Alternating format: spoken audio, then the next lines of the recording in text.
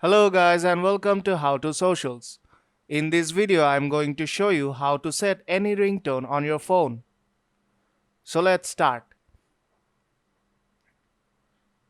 First open the Settings app. Now tap on Sounds and Vibration and tap on Ringtone. Now select the ringtone you want to change. And here you will see all the stock ringtones available on your phone. Now to add a ringtone from your music, tap on the plus icon on top right corner. And here you will see all your musics.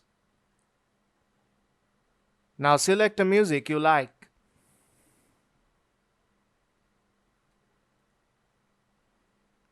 And it will automatically start playing. Now tap Done on top right corner to set it as your ringtone.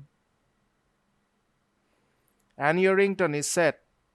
So if this video helped you out, don't forget to leave a like and see you in the next tutorial.